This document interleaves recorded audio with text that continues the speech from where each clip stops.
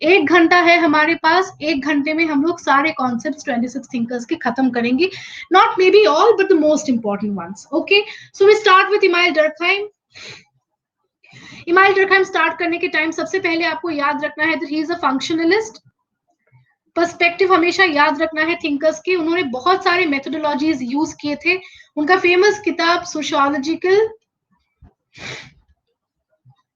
Methods, rules of sociological method, very very important book. However, एक चीज आप लोगों को याद रखना है कि उन्होंने ये सारे मेथोडोलॉजीज कौन से किताब में यूज किया था. He uses these in his book Suicide. और ये क्वेश्चन बहुत बार आ चुका है कि सुसाइड में उन्होंने कौन से मेथड्स यूज किया था. मल्टीवेरिएट एनालिसिस यानी कि बहुत सारे वेरिएबल्स का स्टडी, इनडायरेक्ट एक्सपेरिमेंट जिसको उन्होंने कंपैरेटिव मेथड भी बोला था, because real experiment is not possible in real life, studying real life people. Concomitant variation का मतलब होता है किसी पैटर्न को ढूंढ के निकालना. So when he did a study on suicide he found a proper pattern among which society is committing which kind of suicide. Historical and comparative analysis. Functional analysis is a word that is common to all the functionalists. जितने भी functionalist हैं सारे के सारे ने functional analysis use किया है. याद रखना उन्होंने क्वांटिटेटिव डेटा के साथ डील किया था because he uses statistics in his book suicide. तो ये क्वेश्चन भी आ चुका है कि स्टैटिस्टिकल एनालिसिस किसने यूज किया था. Is that clear? Now You also have to remember that sacred profane का dichotomy उन्होंने दिया था religion को बताते time. Do not confuse it with sacred and secular dichotomy given by Howard Baker. Collective consciousness, effervescence and representation. Consciousness का मतलब है कि सारे लोग एक जैसे सोच रहे हैं. Effervescence का मतलब है कि हम काफी सारे एक्टिविटीज करते हैं जिससे पता चलता है कि वी आर यूनाइटेड, जैसे दिवाली मनाना, होली मनाना, ईद मनाना एटसेट्रा. रिप्रेजेंटेशन का मतलब है all of these people come together to express their unity through some symbols. जैसे हम रिलीजन में क्या करते हैं, कुछ रिलीजियस गॉड का, गॉडेसेस का सिंबल बनाते हैं एटसेट्रा. रिलीजियस कुछ हमारे सिंबल्स होते हैं so that we express our unity through those symbols. Dichotomy का मतलब होता है डिफरेंस, दो पेयर में दो कॉन्सेप्ट का बताना. Is that okay? Social facts दो तरीके के उन्होंने बताया था, material and non material. Material जो हमें नहीं दिखाई देता है, material which are visible to us. उसके बाद भी come to social current. Social currents भी हमारे, दो students who disturb me and comment unnecessary things I right away block you people. Yes, don't do that. Last warning. Social currents are just like social facts, लेकिन social current temporary होते हैं. जैसे हम लोग cricket देखने के बाद clap करते हैं, is an example of social current, a temporary feeling of unity. Okay, social integration के बारे में सारे के सारे फंक्शनलिस्ट ने बोला है. They all said that everybody feels united at some point of time. कोई भी लोग कॉन्फ्लिक्ट नहीं लाना चाहता है सोसाइटी में. Social facts are always objective, never subjective. Durkheim was never interested in subjectivity. Durkheim is an objective thinker. So उनसे related सारी चीजें ऑब्जेक्टिव ही होंगे, इवन सोशल फैक्ट्स. ओके, और ये भी याद रखना उनका मेथोडोलॉजी इंडक्टिव था, नॉट डिडक्टिव. क्लियर? एनॉमी के बारे में डिटेल स्टडी उन्होंने किया था. एनॉमी का मतलब is nothing but normlessness. He talks about 4 types of suicide. Suicide के concepts आप लोगों का बिल्कुल weak है. If you people are still weak in suicide, go to YouTube and see the video I had made on suicide. इसका मतलब क्या है कि suicide के दो pairs उन्होंने दिया था. You have to remember as ig, L. Ig is one pair, L is one pair. Egoistic and altruistic depends on the number of integration you have with society. अगर आप सोसाइटी से बहुत ही ज्यादा जुड़े हुए हैं तो आप altruistic suicide करेंगे. बिल्कुल ही ज्यादा जुड़े नहीं हुए हैं then you will commit egoistic suicide. Anomic and fatalistic depends on the degree of regulation. अगर आप पे बहुत ज्यादा regulation डाला जा रहा है then fatalistic suicide. बिल्कुल regulation नहीं है, anomic suicide. Failure of love affairs is anomic suicide. Farmer suicide, anomic suicide. तो ये सब आप लोग गलत बिल्कुल मत करके आना एग्जाम में. And sociology is a journal जो उन्होंने सबसे पहले शुरू किया था. सोसाइटी को उन्होंने रिलीजन बोला था. दैट मीन्स कि ये जो धर्म हम प्रैक्टिस करते हैं comes out of our society only. हम ही ने ये सारी चीजें बनाया है. जो हेवन का कॉन्सेप्ट है इज नथिंग बट हमारा समाज but glorified, which is very good, जिसमें कोई प्रॉब्लम नहीं है. रिलीजन को मॉरल कम्युनिटी बोला था. सुसाइड में उन्होंने क्वांटिटेटिव डेटा यूज किया था. डिविजन ऑफ लेबर पे बहुत ही डिटेल स्टडी है. उन्होंने 3 types of division of labour बताया है. These are your homework. Go and find out what are the 3 types of division of labor. Types of solidarity, mechanical and organic. Mechanical पुराने जमाने में हुआ करता था, ऑर्गेनिक सॉलिडारिटी आजकल के मॉडर्न सोसाइटीज में होता है.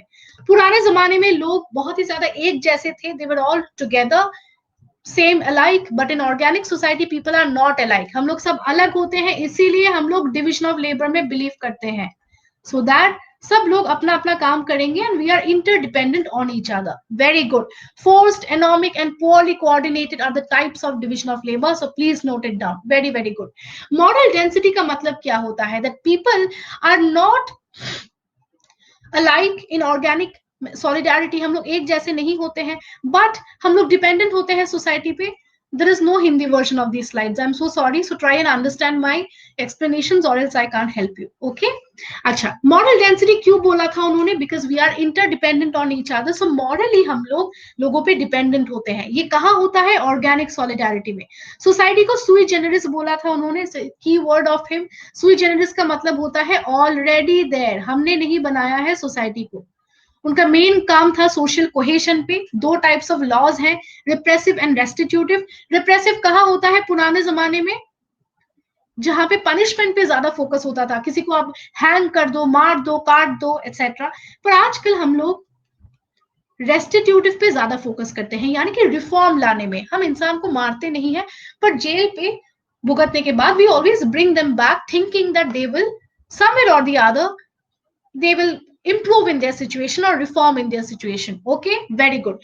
Totemism उन्होंने study किया था Arunta tribe पे in Australia. He blamed education as a coercive passing down of dominant ideas. He felt कि education कहीं ना कहीं हमारे society के dominant ideas को transmit करता है एक generation से दूसरे generation तक. उन्होंने types of society दिया था simple, simply polysegmental and polysegmental societies. याद रखना, segment is a key word of Durkheim. Do not confuse it with Herbert Spencer. Okay, he created the first academic discipline of sociology, hence we call him the academic father of sociology. Clear? So these are the key words that you people need to recall from Durkheim. Now let's move to Max Weber. Now these are the most important things that you people have to recall. These are not entirely everything, just the key words to help my free students pass the exam by looking at the question. Just give me a minute.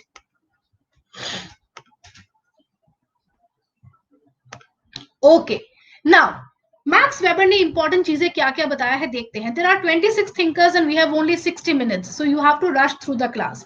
दो students who are finding it difficult, you can ask me your questions later. Okay, plus subscription लेना है, just go to NTA UGC NET, subscribe to Unacademy Plus. I told in the beginning of the class, so those students who missed it, you can watch the recording later. Protestant ethics के बारे में उनका major काम था. What did he say? That religion led the economy. Economy does not lead the religion. याद रखना, इसका उल्टा बोला था कार्ल मार्क्स ने. इकोनॉमी लीड्स रिलीजन बोला था मार्क्स ने, but religion leading economy weber ने कहा था. कि प्रोटेस्टेंट लोगों का रिलीजन ही ऐसा था जिससे कैल्विनिज्म या फिर capitalism as a result came up. Religion led economy. उन्होंने 7 world religion पे काम किया था. However, for exam purpose you have to remember it as 6. Exam purpose में इस्लाम को काउंट नहीं करना है. If they ask you, you always go for 6. Hinduism, Taoism, Confucianism, Buddhism, Christianity, Judaism. Okay, very good. उन्होंने ये सारे concepts दिया था रिलीजन में. What are they? Value free, value neutrality, value relevance. Whenever we study research methodology, उन्होंने value पे बहुत focus किया था. वैल्यू मीन्स हमारा ओपिनियन. उन्होंने कहा था कि रिसर्च करते टाइम हम हमारे ओपिनियन को बाहर नहीं रख सकते. We can not get rid of our opinions और values. Therefore you can never be value free, but at least you can try to be value free.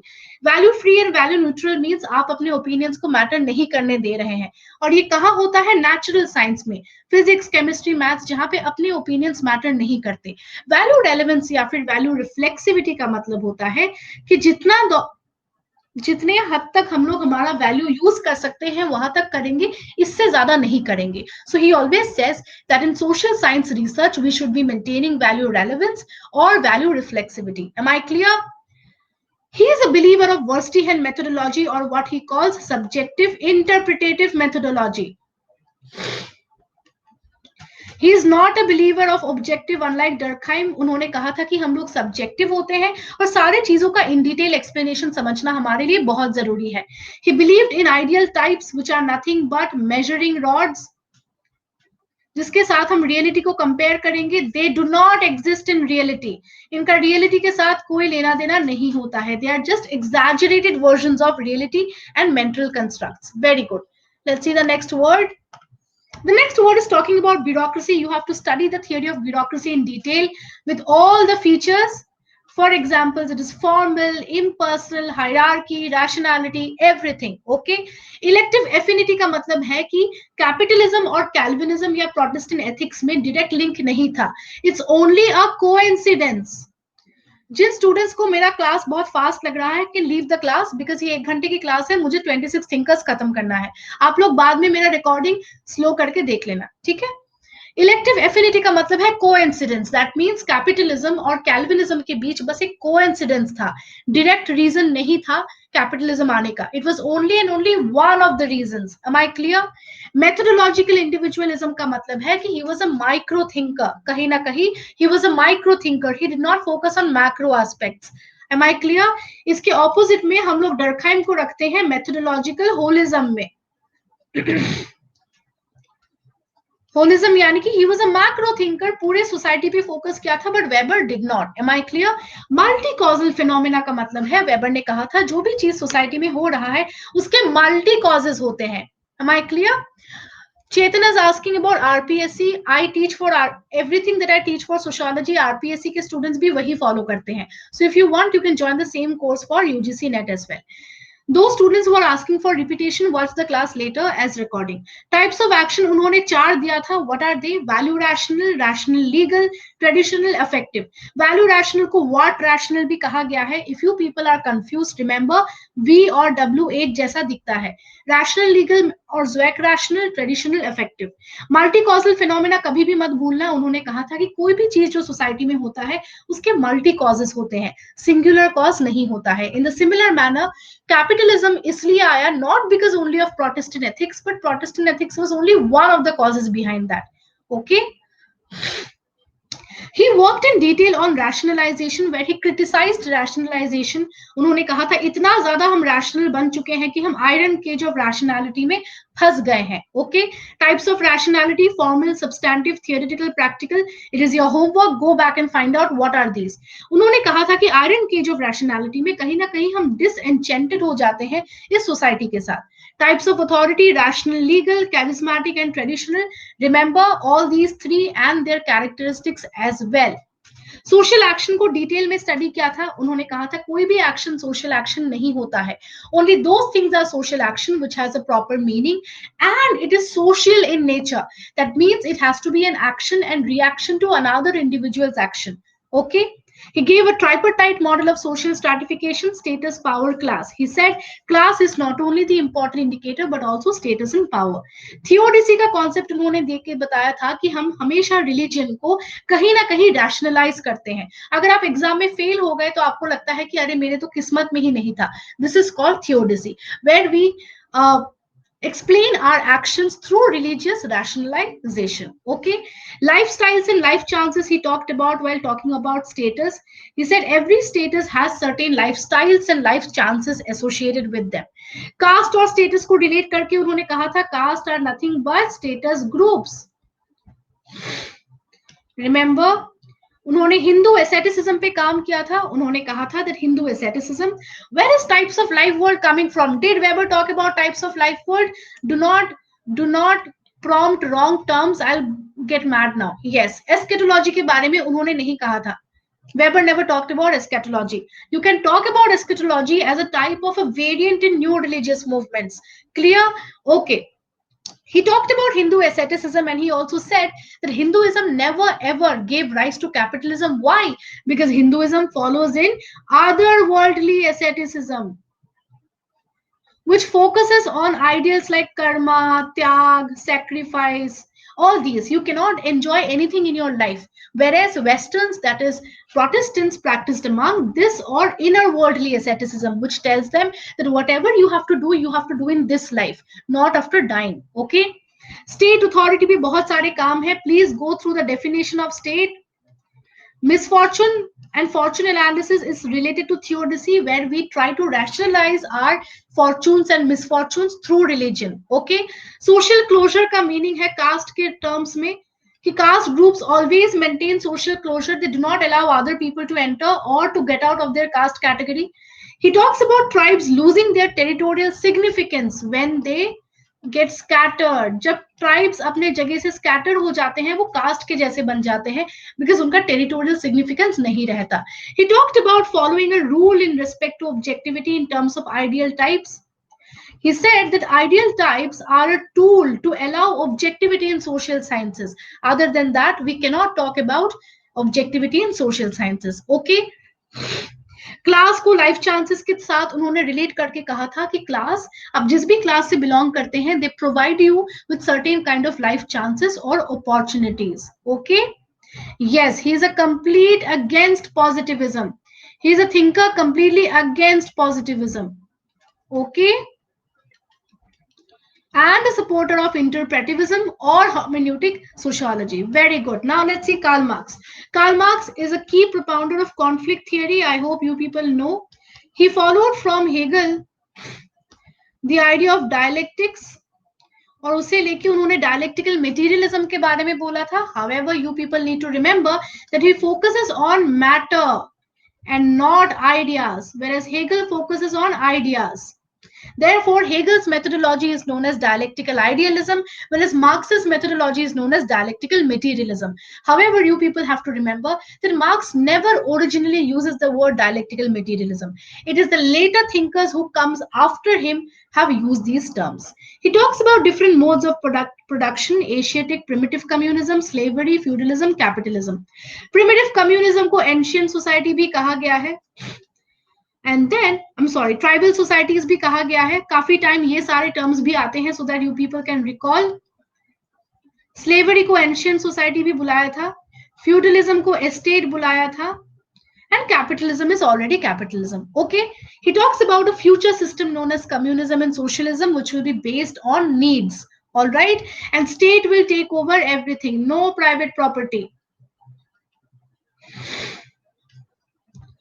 He talks about forces of production. Forces of production are nothing but science, technology, everything that comes under production. He is an economic deterministic. That means he believed that everything has a reason behind it, and the reason is economy. Why? Because he called economy the base. And the superstructure is nothing but the result. For example, everything, political, ideology, religion, everything. Okay सब कुछ super structure में आता है, पर economy is the basis of everything in society. Asiatic mode of production is a production that he found with in Asia, जहां पे बिल्कुल भी स्टैग्नेंट होता है सोसाइटी, कास्ट के बेसिस पे होता है, no change, nothing. Okay, relations of production में he talks about bourgeois proletariat, feudal lords and serfs, all these. Base in superstructure हो गया. क्लास स्ट्रैटिफिकेशन में उन्होंने 3 क्लासेस दिया था: bourgeois who are the owners of means of production, proletariat who don't own anything, petty bourgeois are transitional class, जो बीच वाले होते हैं, आज bourgeois कल proletariat. Am I clear? Class in itself and class for itself. जब society में labourers का class consciousness नहीं आया है तब वो क्लास इन इटसेल्फ में होते हैं. जब क्लास कॉन्शियसनेस आ जाता है they move for class for itself. He talks about class conflict. Objective classes are 2, the proletariat and the bourgeois. Transitional class is the petty bourgeois class. Okay. Hegel ने ideas या फिर ideals पे focus किया था, marks ने focus किया था matter पे. For the reason we call Marxist methodology as dialectical materialism. He talks about class consciousness when the labourers understand that they have to revolt. False consciousness when the laborers don't understand. They are in a false world that everything is going good with them. Commodity fetishism का मतलब है कि हम लोग इस जमाने में commodity के साथ ऑब्सेस्ड हो जाते हैं, ब्रांड के साथ ऑब्सेस्ड हो जाते हैं. We do not see that who are the people who have produced it, इनके पीछे लेबरर्स कौन है. एलियनेशन के 4 types. Go and study about alienation. I have also made a video on alienation on YouTube. You can see that. Labor theory of value is everything about surplus value, etc. अगर आपको नहीं याद रहता है surplus value क्या है, हमेशा ऐसे याद रखना कि लेबरर्स हमेशा एक्स्ट्रा काम करते हैं. और उनको जितना पैसा दिया जाता है is lesser than how much they work. So जितना पेमेंट उन्हें मिला है plus the work that they have done extra is nothing but surplus work. Okay, very good. Use value और एक्सचेंज वैल्यू में डिफरेंस क्या है? Let us see. Those students who are asking me unnecessary doubts in between, I am not reading your comments, so either wait till the end of the class या फिर class में timely आया कीजिए so that मैं आपके doubts class के and या beginning में क्लियर कर पाऊं. बीच में मुझे क्वेश्चन पूछ के कोई फायदा नहीं है because I am not going to clear it. Use value क्या होता है? वो सारे चीज जिसका हमारे लाइफ में यूज होता है. हाउएवर एक्सचेंज वैल्यू का मतलब क्या है? जिसका वैल्यू बाजार में आपको अवेलेबल है. The oxygen that you are intaking right now is only use value. It does not have an exchange value. आप पैसे देके ऑक्सीजन खरीद के नहीं लाए हैं दुकान से. Yes? Now, कमोडिटी क्या होता है? You have to see. Commodity is something जिसका दोनों होता है, यूज वैल्यू भी होती है, एक्सचेंज वैल्यू भी होती है. सो मिनरल वाटर एक कमोडिटी हो गया क्योंकि इसका यूज वैल्यू भी है और एक्सचेंज वैल्यू भी है. Is it clear guys? उन्होंने रेवोल्यूशन को लोकोमोटिव्स ऑफ हिस्ट्री बुलाया था. दैट मीन्स अगर सोसाइटी में रेवोल्यूशन आएगा तभी सोसाइटी आगे बढ़ेगी. रिलीजन को बहुत ही क्रिटिसाइज किया था because he felt this is the opium of the masses. लोगों को अलग ही नशे में लेके जाता है और ऑप्रेस करता है. Dialectical and historical materialism both the words are associated with Marx but none of these words was used by Marx originally. If you people want to know the meaning of these words, try and watch my foundation classes on Unacademy special classes जहां पे मैंने conflict school detail में पढ़ाया है. Reserve army of labour उन्होंने बुलाया था women and children, जो कि फ्री लेबर की तरह होते हैं. जब मर्जी करे आपने एम्प्लॉय कर दिया, जब चाहे नौकरी से निकाल दिया.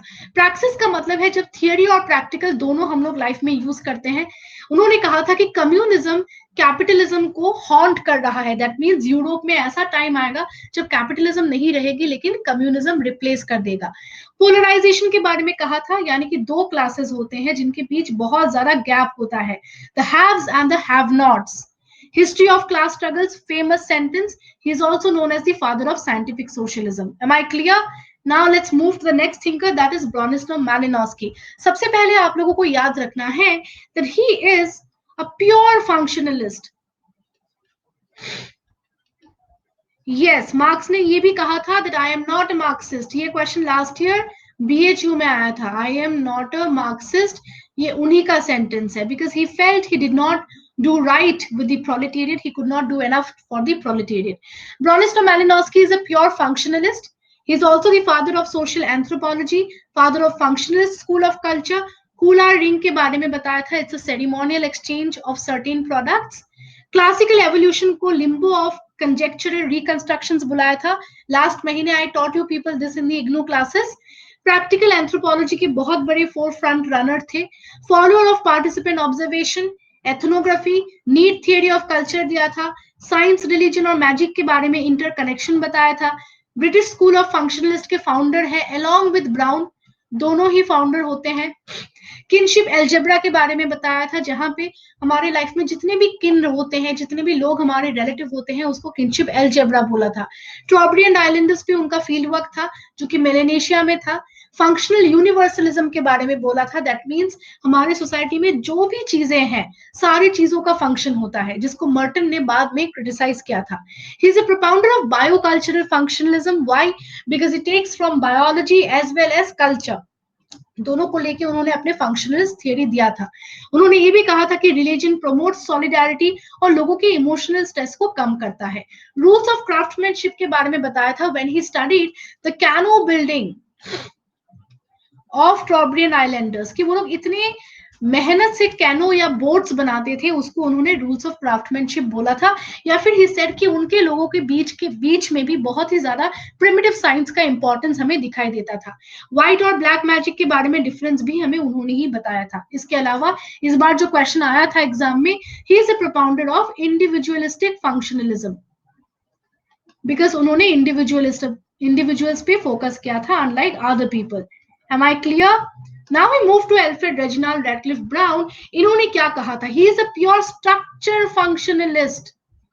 वो फंक्शनलिस्ट नहीं है पर स्ट्रक्चर फंक्शनलिस्ट है. जिन स्टूडेंट को डिफरेंस नहीं पता, जाके मेरा फाउंडेशन क्लासेस देखिए जो मैंने दिसंबर में पढ़ाया था आप लोगों को. ही is a propounder of ethnology, जिसका मतलब है कंपैरेटिव एंथ्रोपोलॉजी. अलग अलग सोसाइटी के लोगों को उन्होंने कंपैरेटिवली स्टडी किया था. उन्होंने एक्चुअल स्ट्रक्चर और स्ट्रक्चरल फॉर्म में डिफरेंस बताया था. Let me see how many of you remember. इनमें से स्टेबल कौन सा है, अनस्टेबल कौन सा है, जरा बताइए मुझे. डायनामिक कंटिन्यूटी के बारे में बताया था. इनमें से जो अनस्टेबल है वो डायनामिक कंटिन्यू होता रहता है साल टू साल. Can you tell me? Nobody is answering. Which is stable out of actual structure?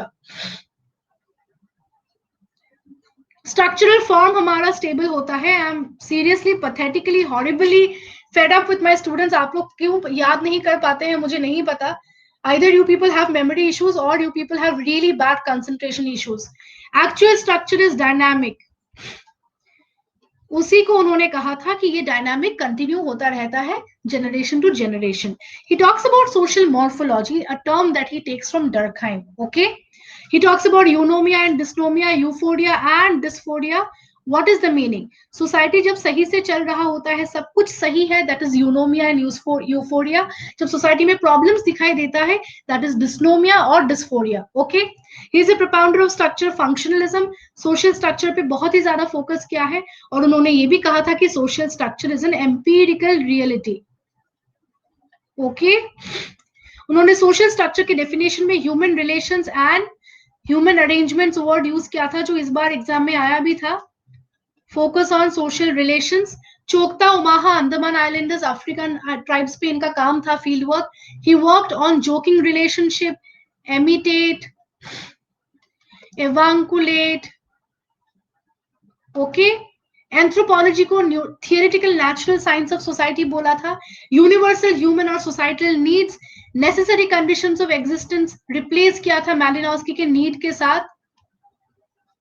He is a propounder of sociological functionalism or structural functionalism. Am I clear? Next thinker is Robert King Morton. Let us see what are they. He talks about self-fulfilling and self-defeating prophecy. Remember, he is also a functionalist. Empirical approach दिया था उन्होंने, या फिर empirical functionalism. Functions के दो type है, latent and manifest. Dysfunction वो होते हैं जिसके नेगेटिव इफेक्ट होते हैं सोसाइटी में. नॉन फंक्शंस वो होते हैं जो इरेलेवेंट होते हैं सोसाइटी में. Am I clear? Strain theory of deviance दिया था. लोग प्रेशर में आके डेविएंट हो जाते हैं. उन्होंने reference group theory H Hyman से डेवलप किया था. रोल सेट स्टेटस सेट का थियरी दिया था. मल्टीपल रोल का थियरी लिंटन ने दिया था, नॉट मर्टन. रोल मॉडल के बारे में मर्टन ने कहा था when he talks about anticipatory socialization. बाद में we also see in a lot of works by Mead, but role model अगर पूछा गया we go with Merton, not Mead. तीन क्रिटिसिज्म दिया था as functional postulates. What are they? Postulate of functional unity, postulate of universal functionalism and postulate of indispensability. In a recent class, in the last IGNU class, I have taught you people these. So those free students who have not learned these, please go back and watch that. Okay? उसके बाद he talks about relative deprivation from Samuel Stauffer. Remember this? Social structure को polyphyletic polymorphous बुलाया था. Cultural goals और institutionalized norms के हिसाब से उन्होंने 5 types of modes of adaptation दिया था. Okay? Let us see what are they. CIRRR इसी फॉर्मेट में याद रखना है. अलॉन्ग विथ कहां पे मीन्स और गोल्स नेगेटिव होते हैं. मिडिल रेंज थियरी दिया था जहां पे उन्होंने कहा था कि हम थियरी भी यूज करेंगे और प्रैक्टिकल चीजों पे भी यूज करेंगे, ना ही ग्रैंड थियरी बनाएंगे. Kudos framework I have taught you very recently in the IGNU class. Go back and watch the last IGNU class to know what is the Kudos framework. इस बार UGC NET पे Kudos से question भी आया था. Communalism, universalism, disinterestedness, organised scepticism. इनका meaning क्या है उसको देखने के लिए भी आपको क्लास देखना है. एंटिसिपेटरी सोशलाइजेशन वर्ड उन्होंने कॉइन किया था. कॉस्मोपॉलिटन और लोकल के बारे में कहा था. फोकस्ड ग्रुप डिस्कशन जो हम रिसर्च मेथोडोलॉजी में पढ़ते हैं उसके बारे में. कंटेंट एनालिसिस के बारे में. Strain theory and American dream. जो लोग अमेरिकन ड्रीम नहीं अचीव कर पाते हैं वो लोग डेविएंट बन जाते हैं. Am I clear? These things I am never going to teach again, so it's your last opportunity. जिन लोगों को यूज करना है यू कैन, बाकी लोग you can leave the class, up to you, but I am not teaching this concepts ever again before this NET. ये NET में exam से पहले मैं ये सारी चीजें आप लोगों को नहीं पढ़ाऊंगी for any exam. Okay? Notaker Parsons gives 4 functional imperatives or prerequisites, but remember अगर हमें चूज करना पड़े we will go with the term imperatives not prerequisites. Agile model AGIL, इस पे डिटेल वीडियो मैंने मेरे YouTube में बनाया था. Booster video is there on YouTube. Those students who don't know, please watch that. Everything about Agile I have taught in that video. Institutionalization is a cardinal process. He says कि society में अगर हम लोग institutionalization नहीं कर रहे हैं तो हम हमारे सोसाइटी में चीजें डेवलप नहीं कर पा रहे हैं. Okay, that means everything has to be established. उन्होंने नॉर्मेटिव कल्चर के बारे में कहा था. ये भी कहा था socialization is a bridge between family and adult roles. Pattern variables 5 उन्होंने दिया था. 5 pattern variables, you need to know what are they. Voluntary या फिर general theory of social action कहा जाता है उनको. यस. स्टेजेस ऑफ एवोल्यूशन 3 है. प्रिमिटिव, आर्काइक, मॉडर्न, पेम. वैल्यूज भी उन्होंने 3 दिया है. इसको ऐसे ही याद रखना है. वी कैम, वैल्यू या फिर value orientation, cognitive appreciative model. Women ने एक्सप्रेसिव रोल्स प्ले करते हैं. Men play instrumental role.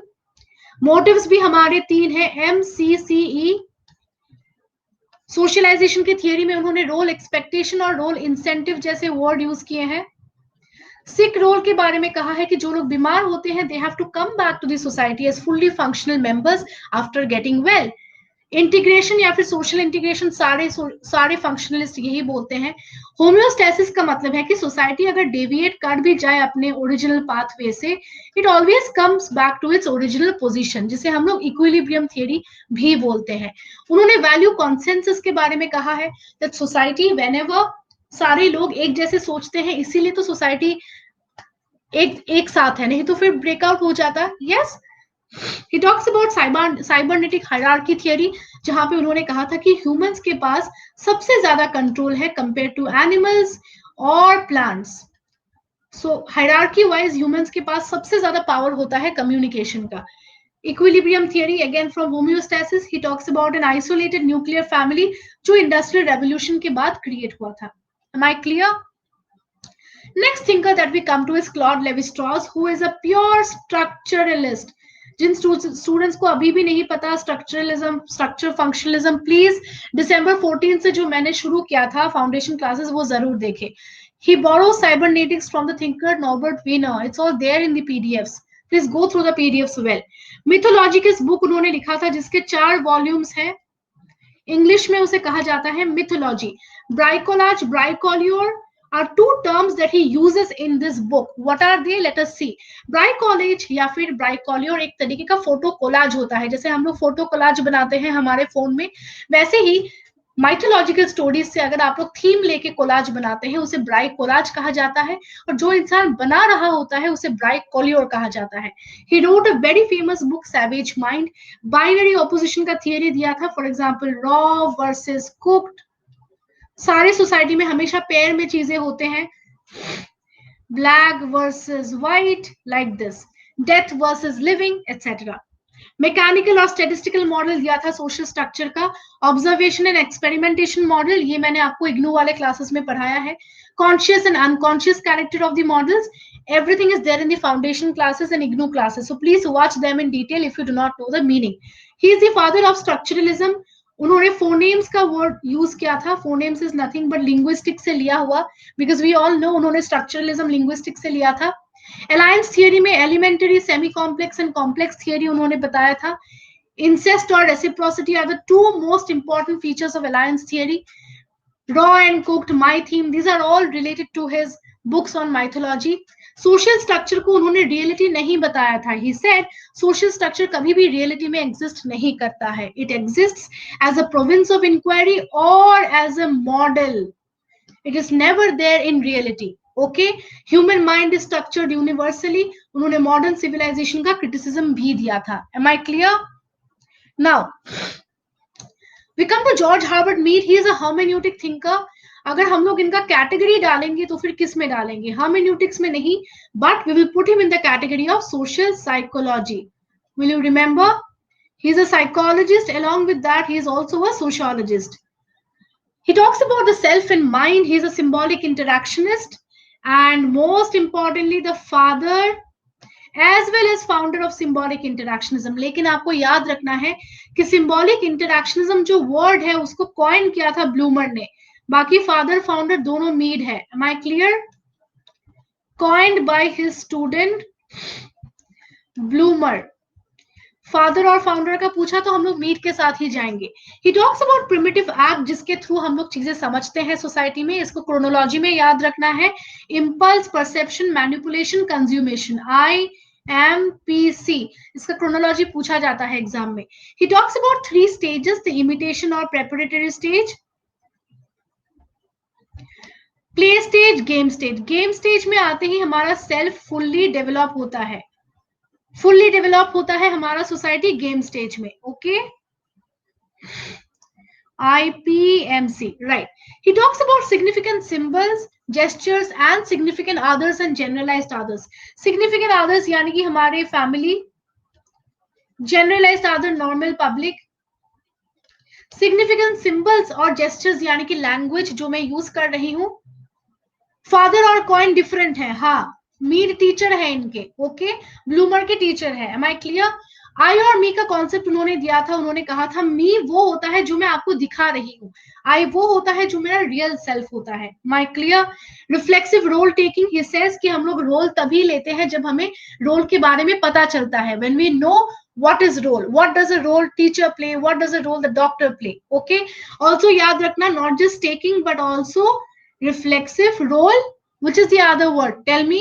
एक तो है role taking, another role playing.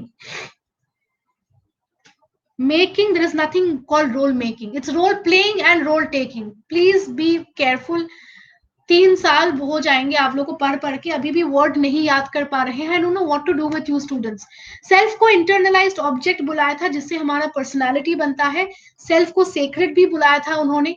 Social group leads to self conscious mental states, ये भी कहा था. Remember them as keywords. इन सारी थियरीज को डिटेल में पढ़ना है. Very good. He has taken from pragmatism as well. Pragmatic philosophy से भी उन्होंने काफी सारी चीजें लिया था अपने थियरीज में. Next we come to Karl Mannheim. He doesn't have much but कुछ ही चीजें आप लोगों को बहुत ही इंपॉर्टेंटली याद रखना है. He talks about sociology of knowledge, जहां पे उन्होंने हिस्टोरिकल रिलेटिविज्म या फिर रिलेशनिज्म के बारे में बोला था. इसका मतलब ये होता है कि knowledge differs from time and space, from space and time. आज के जमाने में जो नॉलेज है वो कल नहीं भी हो सकता है. अमेरिका में जो नॉलेज है वो इंडिया में नहीं भी हो सकता है. आइडियोलॉजी और यूटोपिया के बारे में कहा था. उन्होंने कहा था utopia is supported by the proletariat and ideology is supported by the bourgeoisie. Will you remember? Diagnosis of Our Time is a very famous book. Total and particular ideology. Can you tell me in which perspective he has criticized Marx? उनका perspective क्या था, marks का क्या था? जल्दी बताइए मुझे. Total या फिर particular? Which one is related to Marx? Which one is related to Mannheim? In which context does he criticize Marx? Which philosophy was supported by Mannheim? Tell me this. Very good, very good. Total was led by Marx और उन्होंने कहा था कि हमें particular ideology पे focus करना है. Clear? And he talks about 4 types of utopia जो आपको डिटेल में नहीं जानना है. क्लिफर्ड गियर्स में आते हैं. Remember he is also a hermeneutic interpretive thinker, जिनको हम लोग एंथ्रोपोलॉजी की भाषा में सिंबॉलिक एंथ्रोपोलॉजिस्ट बोलते हैं. इस बार नेट में डायरेक्ट ये क्वेश्चन आया था. He give the theory of thick description जो उन्होंने गिलबर्ट राइल से लिया था. He talks about hypocalism. If you don't know what is hippocalism, you can watch my free lesson on what is hippocalism. He studied the religion of Java. He did his fieldwork in Bali, Morocco, Indonesia. Yes, he is a propounder of interpretative anthropology because he was inspired by Weber and Gilbert Ryle. Balinese cockfight उनका famous book भी है और famous fieldwork भी है. Princess and Peddlers also another famous book. Harold Garfinkel is the founder of ethnomethodology. Do not confuse it with phenomenology. Ethnomethodology is a part of phenomenology. तो ये हमारा ethnomethodology हो गया, ये phenomenology हो गया. Will you remember? एथनोमेथोडोलॉजी में उन्होंने बहुत सारे टेक्निक्स के बारे में बात किया था. देख लेते हैं what are the techniques. Glossing का मतलब ये होता है कि जब 2 लोग बात कर रहे होते हैं तब उनमें से कौन सी चीजें इंपॉर्टेंट है एज अ सोशियोलॉजिस्ट मुझे जानना, उसे ग्लॉसिंग कहा जाता है as a part of conversational analysis.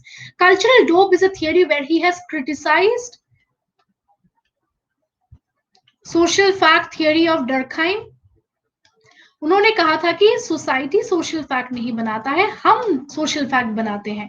We are not the puppets in the hands of society. Clear?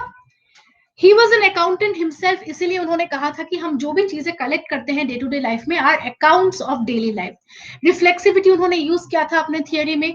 इंडेक्सिकलिटी, where he focused on how we use our index finger to talk about different context of our life. Breaching experiment, day to day life में जो भी चीजें हम लोग करते हैं उसको break करने के बाद लोगों का क्या रिएक्शन होता है, उसे ब्रीचिंग एक्सपेरिमेंट कहा जाता है। He talks about the shop floor problem, just the keyword you have to recall. Service lines and etcetera principle का एग्जांपल ये है, अगर कोई लोग लाइन में खड़े हैं तो लाइन में खड़े होते हुए देख के हम ऑटोमेटिकली लाइन के एंड में खड़े होते हैं, बिकॉज इट इज अंडरस्टूड। ये सारी चीजें बिना बोले हम लोग सोसाइटी में समझ जाते हैं। कलर ट्रबल उनका बहुत फेमस ऐसे। Okay, reflexivity has been used by several thinkers, but not by Goffman. Goffman never used the word reflexivity. Be very clear with the PDFs. Go through the Unit 1 PDF, you will understand. You are a plus student as well. It's not expected to coming from you. Alfred Schultz is one of the key fathers of phenomenology. लेकिन हमेशा याद रखना, अगर founder के बारे में पूछे, founder is hassle, याद रहेगा। फेनोमेनोलॉजी में लोग क्या पढ़ते हैं? कॉन्शियसनेस को पढ़ते हैं। What are the 3 pillars of phenomenology? Can you tell me what are the 3 pillars of phenomenology? Who can tell me what are the 3 pillars of phenomenology? Intersubjectivity, typification and natural attitude. Very good. These are the 3 pillars of phenomenology. Now, उन्होंने stock knowledge के बारे में कहा था, typification same like socialization. Life world के बारे में 3 thinkers ने कहा है, Husserl, Schutz and Habermas. Will you remember? Social recipes के बारे में कहा है, पैरामाउंट रियलिटी, हम लोग जो भी चीजें हमारे लाइफ में सीखते हैं वही हमारे लिए पैरामाउंट रियलिटी हो जाता है। रेसिप्रोसिटीज ऑफ पर्सपेक्टिव्स, यानी कि जो भी चीजें मैं सुन रहा हूं आप लोग भी इन रिटर्न मेरी बात सुन रहे हैं, so it's a reciprocal process. Intersubjectivity means we all are dealing with the same world, जहां पे हम लोग सेम मीनिंग शेयर कर रहे होते हैं। Those students who still don't know what is phenomenology, I had made a video on YouTube last year on phenomenology. Please watch that. Okay. He has criticized Weber's theory of social action. He talks about habitual knowledge. Now, Erving Goffman में आते हैं. He himself was a symbolic interactionist, लेकिन उन्होंने अपना ही एक methodology निकाल दिया जिसका नाम है dramaturgy. He talks about frame analysis where he says there are 2 types of frames, social and natural. He talks about total institutions, ऐसे institutions जहां पे आप पे कोई कंट्रोल नहीं होता है, जैसे prison, mental asylums, etc. He says हम लोग 3 टाइप ऑफ स्टेजेस में गुजरते हैं। फ्रंट स्टेज जहां पे मेरे सामने ऑडियंस है, for example right now. Back stage जहां पे मेरे सामने कोई नहीं होता है। ऑफ स्टेज या फिर आउटसाइड मीन्स जो एक्स्ट्रा काम हम लोग करते हैं। The PDF is downloadable. Why do you people ask me such questions in between class? Don't you people know that the PDFs are downloadable? कितनी बार बोलूं मैं? एक तो आप लोग क्लासेस आते नहीं हैं, इंस्ट्रक्शन सुनते नहीं हैं। बार बार I tell that these PDFs are downloadable by self. After 2-3 hours, the PDF will be generated, download with annotations. Okay? Don't ask me the same question again. There are 2 types of stigma. Discredited stigma and discreditable. Discredited stigma वो होते हैं जो कि already visible है, आप छुपा नहीं सकते। अगर आपके हाथ पैर नहीं है तो इट्स कंप्लीटली डिस्क्रेडिटेड। डिस्क्रेडिटेबल वो होते हैं जो हम छुपा सकते हैं, things that you can hide. For example आपका डिवोर्स हुआ है, आपने छुपा दिया, नहीं बताया, that is discreditable stigma. Okay. He has done major work on asylums. He talks about presentation of self in everyday life. He did a micro-analysis of self. Do not confuse with meat. He talks about mortification of self in his stigma theory, जहां पे आप अपने से ही शर्मिंदा हो जाते हैं। Resocialization के बारे में कहा है कि जब लोग टोटल इंस्टीट्यूशन से बाहर आते हैं तो फिर से वो अपने आप को सोशलाइजेशन करना पड़ता है। He talks about role distance, जहां पे हम काफी दिन roles maintain नहीं करते हैं. We don't want to play certain roles, so we distance ourselves from these roles. Encounters, mystification, mask, forms of talks, discrepant roles, all are important books as well as important concepts. Discrepant roles वो होते हैं जो हम छुपा के रखते हैं, ज्यादातर लोगों को बताते नहीं है, या फिर we maintain certain secrecy when it comes to these kind of roles. Okay. Types of secrets, yes. These are all keywords. For details, you of course have to read the thinkers or my PDFs. The next thinker is Edward Said, the founder of post colonialism. इन्हीं से हम लोग post colonial theory शुरू करते हैं. इनका famous theory orientalism, जहां पे उन्होंने कहा था कि वर्ल्ड के दो भाग होते हैं, वेस्ट और ईस्ट. वेस्टर्न कंट्रीज ईस्ट के खिलाफ कुछ भी अनाप शनाप बोलते हैं और इनको इन्होंने ओरिएंट नाम दे दिया है कि इन्हें कुछ नहीं आता है, they are lazy, they are useless etcetera. Whereas western के लोगों को उन्होंने अपने आप को ऑक्सीडेंट्स बुलाया है कि दे आर कंप्लीटली एक्सपर्ट्स, उन लोगों को सब कुछ आता है बट बाकी लोगों को नहीं आता. He calls the orients the other. Types of violence तीन टाइप के हैं, essentialisation, epistemic and apprehension. For those students who don't know, please try and read in detail what are they. Remember, epistemic violence को बाद में India के Gayatri Spivak ने बहुत ही ज्यादा डिटेल में इनके बारे में कहा था. Who was the founder of the subaltern theory in India, the school of subaltern theory, Ranajit Guha, Gayatri Spivak, Dipesh Chakrabarty, etc. Palestinian violence भी उनका काम था. Cultural imperialism उनकी किताब Father of Post Colonialism. Pierre Bourdieu में आते हैं. He talks about three types of capital apart from Marxian economic capital. जो मार्क्स का इकोनॉमिक कैपिटल है उसके अलावा उन्होंने तीन टाइप्स ऑफ कैपिटल दिया था. सोशल कैपिटल यानी कि आपके कॉन्टैक्ट्स कितने हैं सोसाइटी में. कल्चरल कैपिटल यानी कि जैसे आपको गाना गाना आता है या फिर आपके घर में बहुत महंगे पेंटिंग्स हैं एटसेट्रा, कल्चर के बेसिस पे अगर आप सुपीरियरिटी दिखा रहे हैं. सिंबॉलिक कैपिटल में आप सिंबल्स को यूज करते हैं, जैसे इंग्लिश का एक्सेंट हो गया, आप लोग इंग्लिश कैसे बात करते हैं, ड्रेस क्या पहनते हैं एटसेट्रा. सिंबॉलिक वायलेंस वो होता है जब लोग सिंबॉलिक कैपिटल यूज करते हैं अपना सुपीरियरिटी दिखाने के लिए. अगर मैं आपसे बोलूं that you people can't speak English like me because my accent is better is a kind of symbolic balance. Okay? Habits का मतलब होता है कि डे टू डे लाइफ में हम लोग जो भी चीजें सीखते हैं थ्रू सोशलाइजेशन, वो हमारे बॉडी का एक एम्बॉडिड स्ट्रक्चर बन जाता है. It becomes an embodied part of us. We cannot change it. कल अगर मेरा घर बारी सब चला जाए फिर भी मैं भीख नहीं मांगूंगी because it is not there in my habitus. Okay? He talks about hysteresis, a term that he takes from Marcel Mauss. Not necessary for you to do it in detail. Field. Now, what is field? Field is somewhere where we operate within our society. For example, you people are JRF aspirants, therefore you will operate only within this field. You will not go and prepare for MBBS tomorrow. Okay? He talks about social reproduction. Everything that you learn, we always socially reproduce to our next generations. Okay? He takes the term hexis from Moss, which is nothing but posture. हम लोग हमारा posture कैसे रखते हैं. He talks about cultural reproduction that takes place through schools. He talks about practice, that whatever we learn, we practice. हर एक habitus में कुछ rules and regulations होते हैं जिसे उन्होंने डॉक्सा बुलाया था. His famous book Distinction, Idea of Embodiment, Reflexive Sociology, a book of his. उन्होंने कहा था एजुकेशन का क्या फंक्शन होता है, to eliminate the unnecessary people. He talks about practical and official kinship. Genetic structuralism is his perspective that he calls to himself. He talks about taste, high culture, middle bro culture, etc. The terms that I taught you people in the class on culture special classes. Okay? Next we come to Michel Foucault. Michel Foucault talks about biopolitics and body politics. Types of power में तीन, bio, disciplinary, sovereign. Discipline पे बहुत ज्यादा focus किया था, discourse analysis पे बात किया था. His two methodologies, archaeology of knowledge and genealogy of power. He talks about episteme, which is nothing but the unit of knowledge or framework of knowledge. He calls social sciences as docile bodies and subjected minds. He talks about the theory of governmentality, which is nothing but the art of governance. Power and knowledge का dichotomy. पेनोप्टिसिज्म यानी कि prison के model से दिखाया था किस तरीके से हमारे सोसाइटी में डिसिप्लिन मेंटेन की जाती है और सर्वेलेंस मेंटेन की जाती है. Surveillance society, carceral means the prison model. Madness, sexuality पे बहुत ज्यादा काम है इनका. Heterotopia is a new term to him. Those students who don't know what is heterotopia, go and study and find out what is this term. The next thinker that we see here is Jürgen Habermas. Now remember, he is not only a postmodern but also belongs to the critical school or the Frankfurt School of Marxism. He talks about the theory of public sphere, where we can practice ideal speech situation. He talks about communicative action. Knowledge के तीन elements हैं, ये आपको as it is याद रखना है because exam में they will ask you to match the following. He called Foucault a crypto-normativist. Habermas uses the category of depth hermeneutics.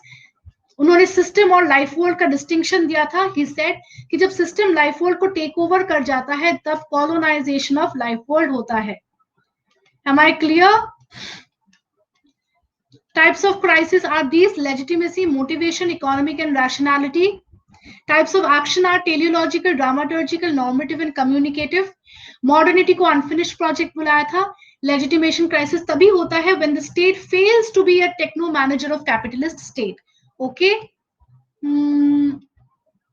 Anthony Giddens is also a postmodern, but he calls himself a late modernist. He popularized the time of risk society, which was originally given by Ulrich Beck. Modernity को juggernaut बुलाया था. Memory traces के 3 parts होते हैं: domination, signification, legitimation. He is the founder of structuration theory, where he calls structure as rules and resources or duality of structure. He gave the theory of time-space distanciation, also the difference between fundamentalism and cosmopolitanism. Practical और discursive discourses के बीच भी difference बताया था. Agency और structure 2 elements होते हैं structuration theory में. Very good. Disembedding reflexivity, his ideas on globalization. Third wave politics के बारे में कहा था. He talks a lot on nationhood and regionalism. 4 parts of modernity जो इस बार JNU के पेपर में भी आया था: capitalism, industrialism, administrative power, military power. Double hermeneutics, runaway world, famous book, nations as border power containers, gave the difference between positivism and interpretative sociology. He said society passed through these 3 phases: pre-modern, modern, late modern. We come to Manuel Castells, who is also a postmodern thinker. However, he is mostly famous for his theories on ICT, information communication technology, network society, informational capitalism. All are keywords related to Manuel Castells. He talks about collective consumption, global division of labor, fourth world, organizational theory, timeless time, space of flow, space of spaces. इस बार ये question आया था and many students fail to answer because आप लोग तो classes नहीं देखते हैं. Urban planning and real virtuality, very important keywords. Space of flows यानी कि आजकल के जमाने में where I can sit here and work for an American company.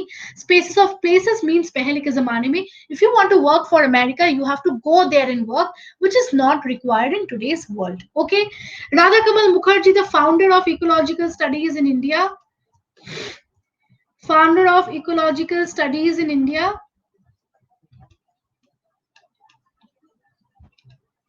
Remember, do not tick घूरे. उसके बाद आपको आर्ट्स और वैल्यूज के बीच समझना है. कोई भी क्वेश्चन आर्ट्स और वैल्यूज से रिलेटेड हो from India, you have to tick him. Social ecology, Indian civilization, Indian personality कैसे होते हैं उस पे. उसके बाद रीजनल सोशियोलॉजी, उनकी किताब भी है और इसको फाउंड भी किया था इंडिया में. He had an integrated approach to sociology, talks about adult education. India में अर्बन स्टडीज और एग्रेरियन स्टडीज पे बात की थी. सोशल अवॉइडेंस को असेंडिंग ऑर्डर में डाला था. These are certain keywords that you people need to recall. I think my video is completely clear. आपके इंटरनेट में प्रॉब्लम होगा, आप बाद में देख सकते हैं क्लास. एमएस ये क्लास मैंने ऑलरेडी प्लस में ले लिया है और भी डिटेल में. मुझे पता नहीं है आप लोग क्यों नहीं देखा आप लोगों ने class. It's your loss because plus में मैंने इससे डबल कॉन्सेप्ट्स कवर किए हैं. MS Srinivas, remember, is a structure functionalist. Remember this. He talks about the theory of Sanskritization, social change of 3 types: modernization, westernization and Sanskritization. He talks about the dominant caste. Caste के 6 features दिया था उन्होंने. He is a supporter of field work and participant observation, not at all of book view. Secularization को Indian context में दिखाया था. Subcaste is the real unit of caste system बोला था. Subcaste यानी कि जाति. इंडियन सोशियोलॉजी को कल्चरल स्टडीज से बाहर लाए थे. कुर्ग्स और ओक्कास पे काम किया था. ओक्कास एक फैमिली यूनिट होता है.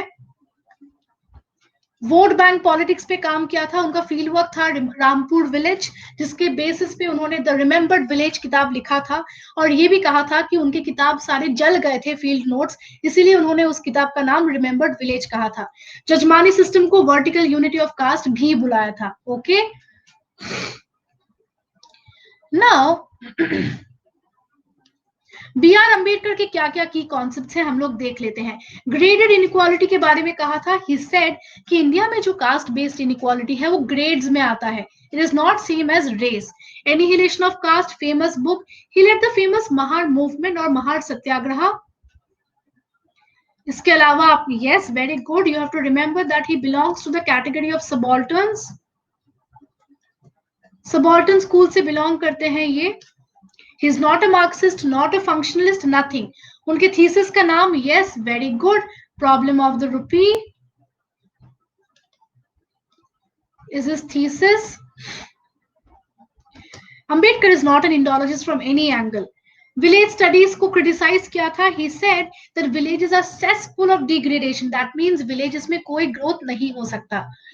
जो students मुझे नहीं देख पा रहे हैं बाद में देखिए. It's your internet issue. Please refresh. Views on Hinduism. He was completely critical of Hinduism. He worked on Shudras and lower caste. In fact, he also wrote a book called Who Are the Shudras? Untouchability पे काफी ज़्यादा काम किया है. He had a book also called Untouchability. Important contributions of polity में आपको सारा GK का portion cover करना है. For example, he was the first law minister of independent India. How many political parties did he leave? And Pune Pact में उनका क्या viewpoint था? ये सारे cover आपको करने हैं. He formed the Jatpat Todak Mandal. Actually, he did not form, but he delivered a lecture. The annihilation of caste was delivered as a part of this. He did not form it. Okay. Caste is a superimposition of endogamy over exogamy. Caste system को division of laborers बुलाया था annihilation of caste में. Okay. 25th December को Manusmriti Dahan Day बुलाया गया था because he burned the Manusmriti book on that day. Focused on self struggle for freedom because he was a subaltern. He did not believe in caste or class based revolution. And he also gave a very famous quotation. Can you tell me which one? Educate, agitate, organize. Will you remember? Educate, agitate, organize.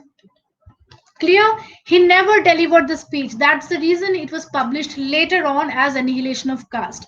Those students, मैं अभी भी बोल रही हूँ, Annihilation of Caste हो पाए तो थोड़ा पढ़ लो, नहीं तो फिर गेट जैसा सिचुएशन होगा जहां पे आप लोगों को बेसिक टेक्स्ट के बारे में ही नहीं पता, which is a shame as a sociology student. Annihilation of Caste should be read in BA first year itself.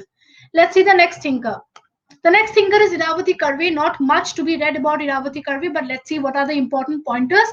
She has written a lot on Marathi folk songs, feminist poetry, first female sociologist of India. Not world. आप लोग world में इसका टिक मत कर देना, please. Kinship form of India 4 zones में divide किया था. North, Central, South, East, on the basis of 3 elements: language, caste, family, organization. Epics पे काम करके उन्होंने युगांत लिखा था जिसके बेसिस पे उनको 1968 में साहित्य अकादमी भी मिला था. Okay, all right. Dayabhaga and Mitakshara पे उन्होंने डिलीवर किया था काफी सारे कंटेंट, बट एक चीज आप लोगों को याद रखना है कि दयाभागा एंड मिताक्षरा इन्होंने फाइंड आउट नहीं किया था. दयाभागा मिताक्षरा तो वैदिक प्रॉपर्टी सिस्टम्स है, उन पे लिखा था इन्होंने. Okay, these are Vedic property systems, just that he has written on them. Am I clear? अच्छा, और एक चीज जो बताना था, I think I wanted to say something from Ambedkar, I don't recall now. Okay, I'll tell it if I recall. Next thinker that we see here is G.S. Ghode. Most importantly, acha, yes, she was also an Indologist. Yes. First of world हो जाएगा Harriet Martini. Correct. Harriet Martini. Clear? Pune university के founder भी थे ये department का. Pune university anthropology founder. Okay, clear. Now, G.S. Ghode is the father of Indian sociology.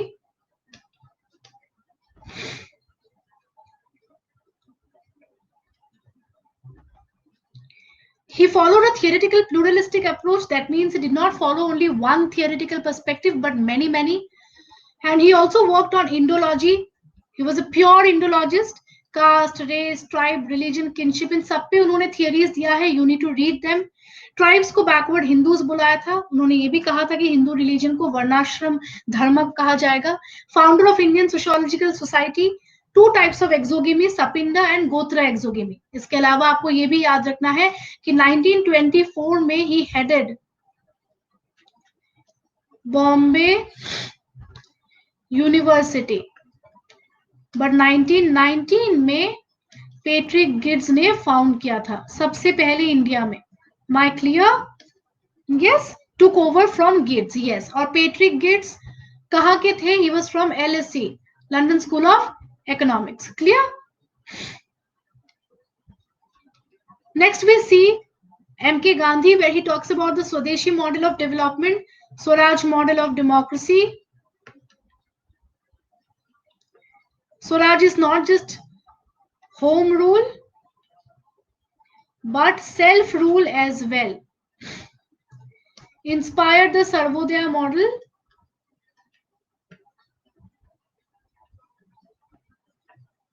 which was later on led by Vinoba Bhave. अपने आप को philosophical anarchist बोला।